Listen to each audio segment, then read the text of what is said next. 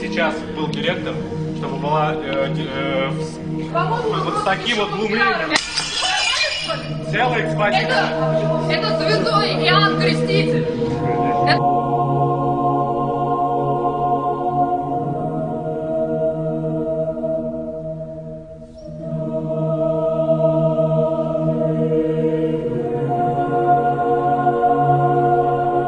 When you guys go, for example, into the art exhibit, and you trashed the blasphemous artwork. Well, it's not really art, but when you guys when you guys expressed your zeal against this evil, they say that it is against the love of Christ, or that you guys are wrong and things like that. And I agree with what you guys are doing completely. But what do you guys say to the Christian people who say, "Oh, what you guys are doing is against Christ"? We did everything in a Christian way because Christ himself, the Church and the Holy Father teach that you should be patient when you are assaulted, but when you shouldn't be patient when your neighbor is assaulted, and shouldn't be patient when God himself is assaulted. And to put it in a proper way, the punishment for assaulting God is death penalty.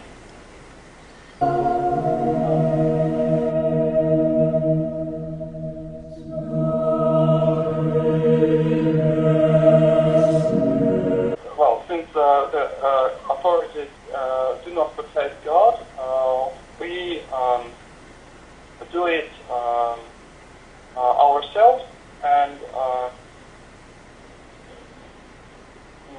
because, although the authorities are established by God,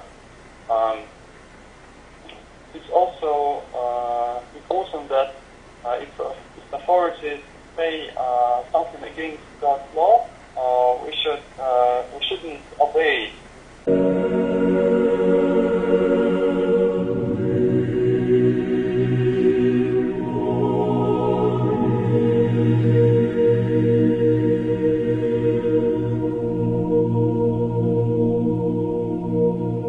We cannot be patient when our sacred things are being treated as trash, and we want to affect the society, or it doesn't decay because of it. So you guys are fighting for Christianity, and you guys even go so far as to at times become like physically aggressive, which I really admire. I think that's really good.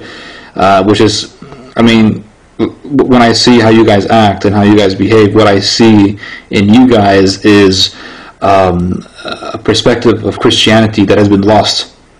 Truly. Like true Christianity, in my opinion, is aggressive. It is zealous. It is. It has a lot of will to fight against the enemies of God.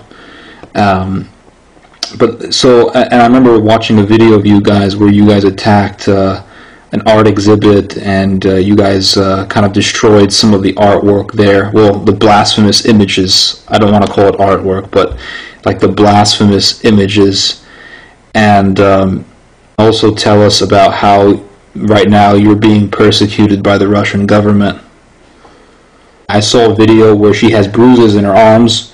Maybe she can tell us about that.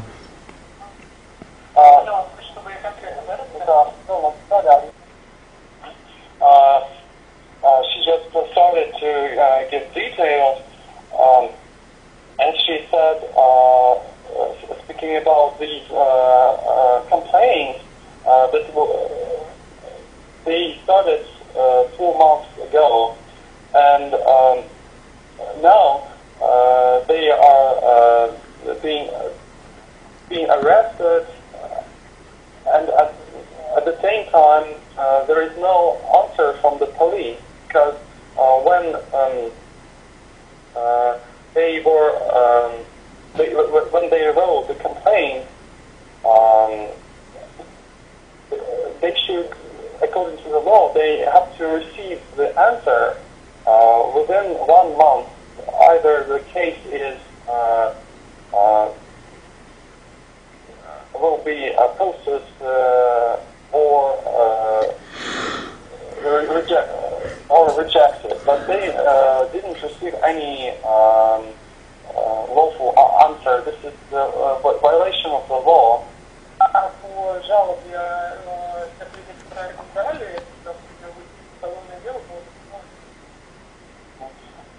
But the complaints of those organizers of this exhibition, these complaints were met already in a month. You can understand the case was started already in a month against Mila and her friends.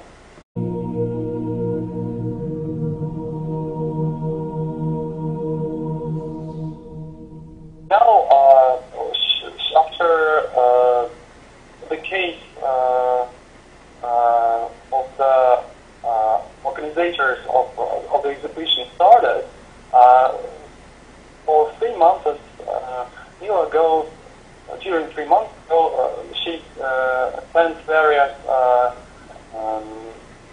inquiries and investigations, and she has been tested to be sane or insane, and she was taken by force there, and she was kept there for 3 hours at that investigation. That's research to prove whether, to find out whether is she sane or not sane. That research didn't. This committee couldn't say whether she is sane or not, and now she's being taken to stationary investigation for 30 days. And some people say that the government wants to make of her a foolish girl within these 30 days with medicine and this investigation to discredit the whole movement, the whole activity.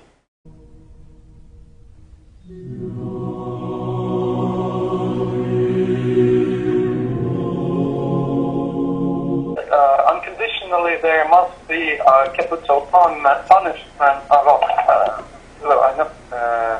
Certainly, there must be capital punishment for homosexual, for blasphemers, but it should be not done by like violating the law and doing your own judgment. But the government should itself, the God which is established by God, should do this job.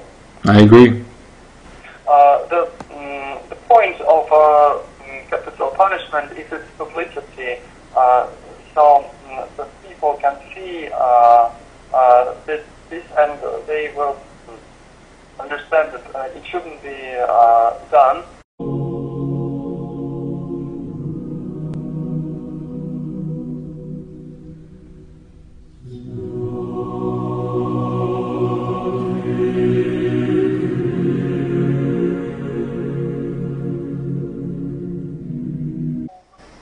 We have no hope for country, we hope for God. There are two purposes, there are two aims of Russia to exist. The first purpose, why Russia is given vast territory, is to spread faith among the nations that are in this within these territories to hold a missionary activity, to be missionary active, and for those who are Muslims, who are pagans, who are Buddhists, to help them to convert to true faith. And the second point for Russia to exist is to protect other Christians all over the world, to be a state who protects the protector. And if Russia doesn't meet these two requirements, it will be destroyed by God, who destroyed previously a Roman Empire. There is a prophecy by Saint Paisi of the Holy Mountain, who was canonized recently,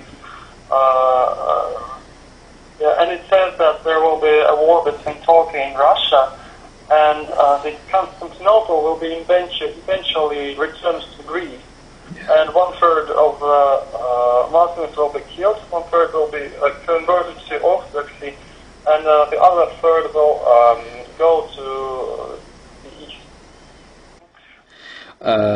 I watch videos of you guys, like not necessarily God's will, but I see like a lot of Russian Orthodox people. They go into the streets and they beat up homosexuals. Homosexuals who go to the streets and they beat them up. Or, for example, I read a story about Mila going into the McDonald's and attacking somebody like for having a blasphemous shirt. I really like what you guys are doing, and I was wondering, maybe could you guys give me the theological reasoning behind doing what you guys are doing? What is the theological reasoning? What is the theological basis for attacking sodomites?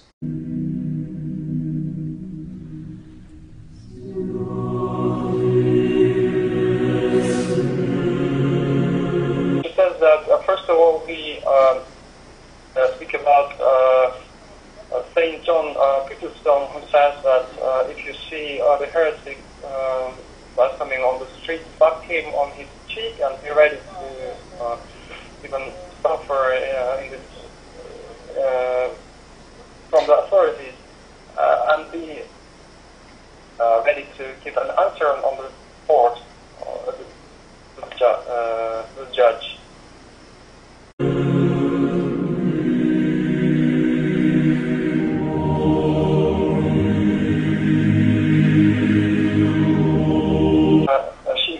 She says that she completely agrees that this is a biblical teaching when homosexual who doesn't fight against his sin, who is open, who is a propagandist, should be completely eliminated, destroyed by the through the capital punishment.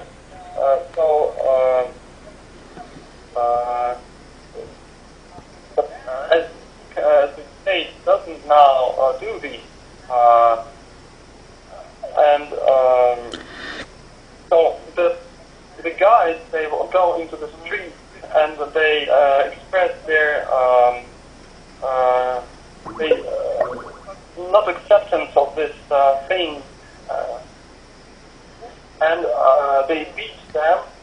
So the homosexuals fear do this to do propaganda, and in that way we express love to them,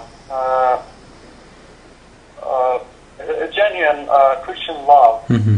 And they exhibit through Christian love also to the society, or to the neighbor, so they can see and they do not degenerate and decay. Homosexuals are more dangerous than the killers who kill only the body, but the homosexuals, they pervert the soul of a person.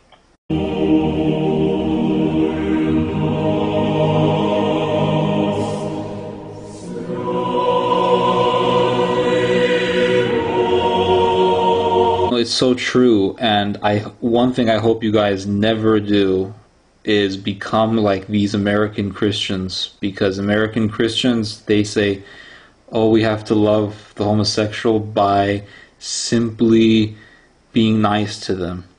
Do you understand? Like being nice to them, and that will lead them to Christ or whatever. And this mentality has caused so many problems because it has enabled the homosexual agenda to advance in American society. Yes, and we can see the example of Europe when of wrong love.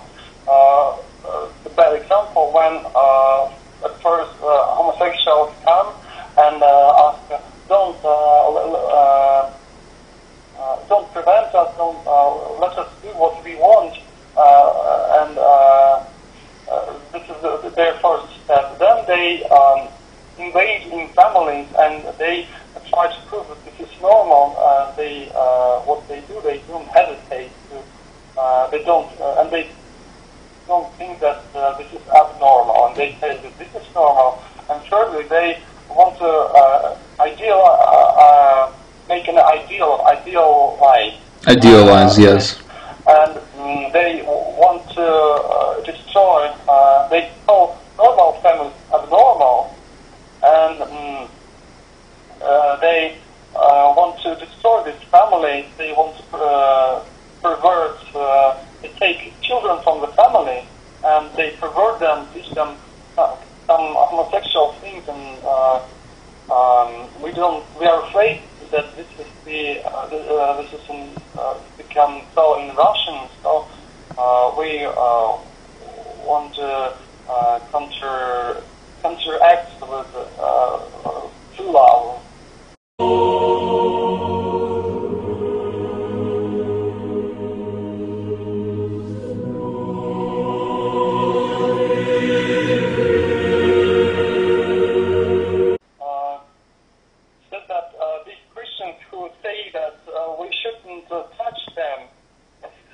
They are under influence of the state, because whenever socialists come to government, become government, they everywhere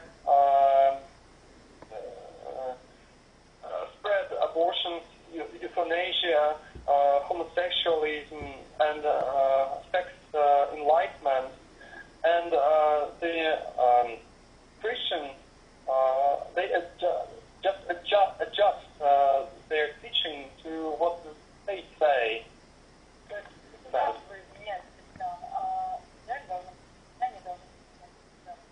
So the state changes Christians, but ideally the Christians should change the state.